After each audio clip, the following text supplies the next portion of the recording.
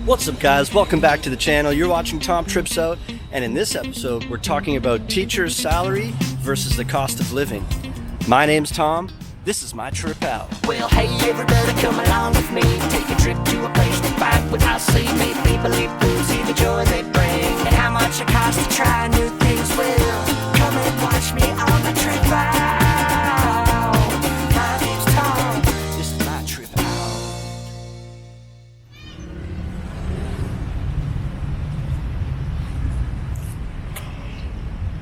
Alright, so I'm here at Wat Manoratnam, and it's like just less than a kilometer north of where I live in my neighborhood, so still in TTP, just towards like the top end of it. And there's a small school here, and looks like two temples, one much older looking and one's a little bit newer and nicer and brighter looking. So we'll walk through the grounds here, and I'm going to explain teachers' salaries and why they can be different, and also how that relates to like the cost of living here. All right, let's go. You know, basically it works like this. If you come from a native English speaking country, those are the type of people that get paid the most, and your very first job ever is normally about $1,100 or $1,200 per month US. If you're a non-native English speaker, then you're looking at more like $800 to $1,000 a month. They use that as an excuse to pay you a little bit less. So that includes teachers from South Africa too. So I've given you those numbers now as just like a ballpark, and I don't want you to have to wait through all the information for 10 minutes to finally get the numbers. So that's what it is. But now I can get into the reasons why it can be different or how it can change. And there's basically three main reasons that can affect why your salary is whatever amount. So the first thing would be like how many teaching hours you have. So even though you're at the school all day long, some different positions will sometimes have much more or much less teaching hours. And what that means is the hours that you're actually like in a classroom in front of the kids. If you have a low amount of teaching hours, then you have many more spare periods where you're just in the teacher lounge and you're not teaching as often. And so sometimes when you get offered an attractive salary, it might be because they're really going to overload you with heavy amount of teaching hours, and sometimes you can get burnt out from that. So you can't just get all excited right away if you get a really high offer. It's teaching hours is something you have to look out for.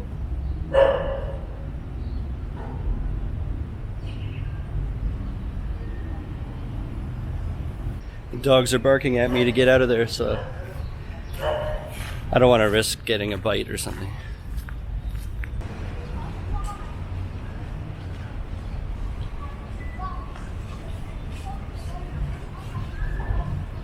We'll move along over here. This looks like the newer temple.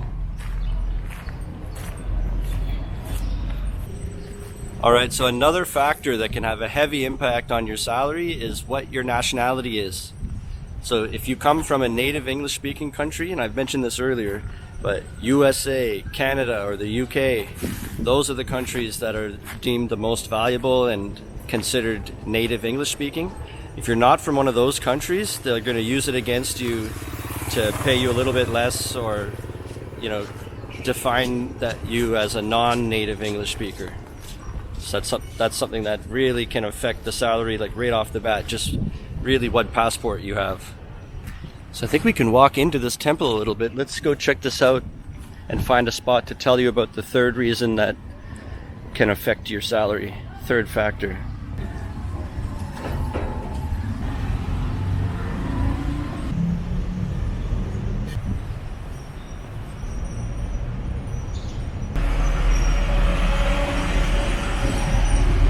Alright, I came back to the old temple where the dogs were barking at me, but we're going to go around the other side. So the third thing that can affect what type of salary you're paid is if you've got any experience, like teaching experience, as well as any accreditation. So like if you have a degree or a teaching degree or anything you can use to like put on your resume to make you seem like a better candidate, that type of thing, you can try to command a higher salary in your interview. Wow, look how old this looks.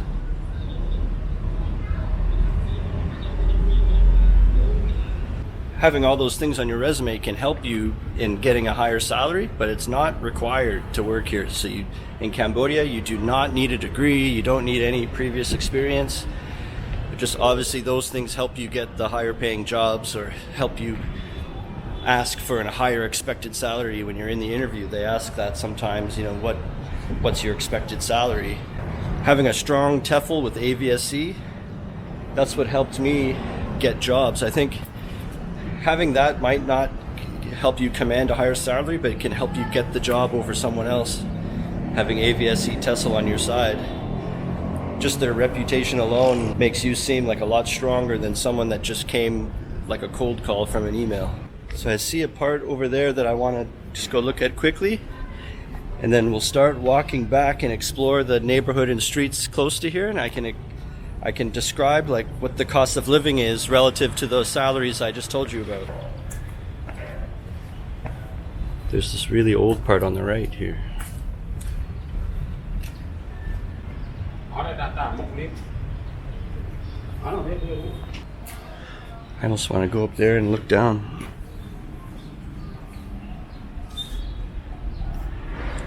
Go up there and look into here. Okay, let's do it quickly. We gotta be quiet.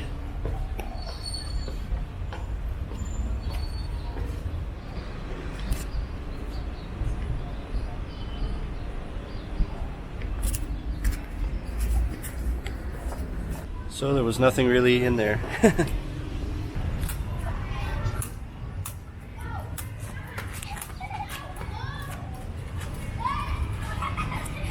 My journey with teaching, I'll let you know my first salary. I came here 3 years ago and I have no experience and no degree.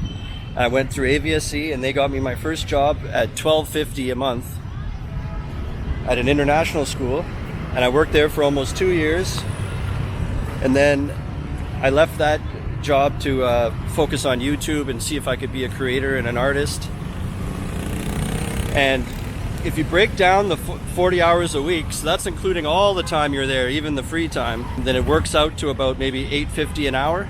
And after I left that place, I got a job at a language center, and it was only part-time teaching people online. I only had a couple students, but they were paying me $15 an hour. So even though I had way less hours, so I was making less total, but they were really valuing me more per hour. I was getting $15 an hour instead of $8.50.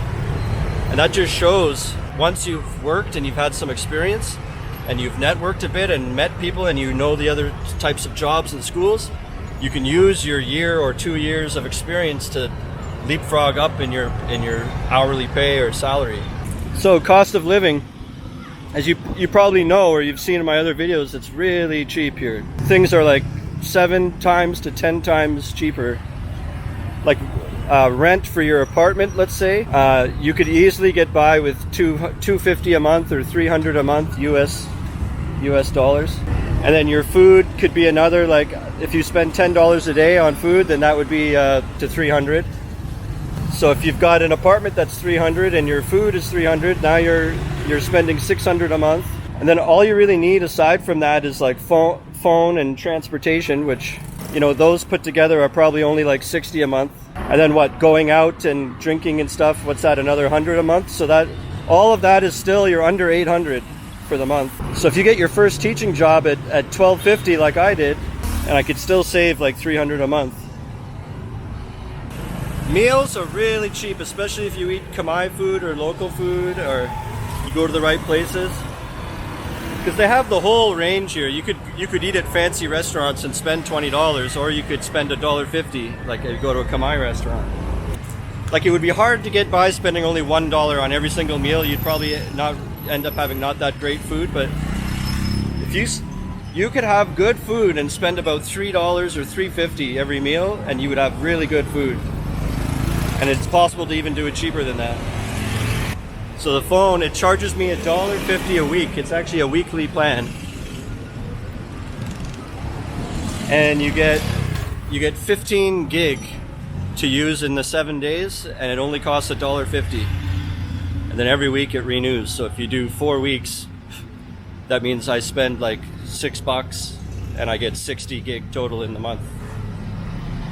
Sometimes it runs out and then you just press a button and it renews early. So I do that quite often. So let's add one of those in. So let's say I pay $750 a month for a 75 gig. That's basically what I do. So with that cost of living in mind, you can see that even if you were a non-native English speaker, you can still make enough as a teacher to pay all your bills. You might not be making a lot to save on the side from that, but you could definitely pay all your bills. And then especially if you had a roommate or something. So imagine if you had a best friend or you have a partner and you're both non-native English speakers, but if you get an apartment that's like $300, then you each only have to pay $150, and you're both saving another $150 a month.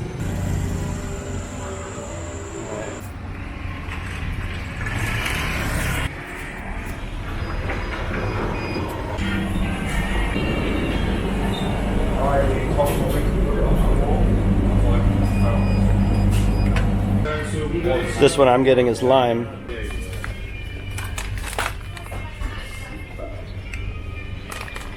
That sounds good. So you can use it for different things. When I get leftover rice, or even when I make, you could make like spaghetti noodles and then put this with it, and then buy a chicken leg on the side or something. Alright, we're out of there. So I got my supplies, got an isotonic drink, the juice, 2 packs of snacks, the seasoning, and it was all $4. So that's not bad. And that red curry paste, I can use that probably 3 times. There's enough in there. At least twice. The other thing you can use that paste for is, I do this sometimes, if you cut up a potato into a bunch of cubes and chunks and stuff and fry it up. And sometimes I'll put green pepper with it, and so I cut up a potato and kind of stir fry it up with whatever I've got. When you do that a few times, it can get a little boring with just salt and I put pieces of garlic in there. If you squirt in a little bit of this curry paste in with your potato and stuff, it almost turns into like a Thai or an Indian dish, because then it's like curry potato. And as I said, for like 79 cents, you can use it like 3 times and really jazz up your otherwise boring potatoes or boring noodles. Like, you know what I mean? You put a little bit of red curry paste. But yeah, that's gonna do it for this episode. Thanks for watching. Hit the subscribe button. And until next time, remember, how you spend your days is the way you spend your life. It's never too late to start tripping out. Life is tall.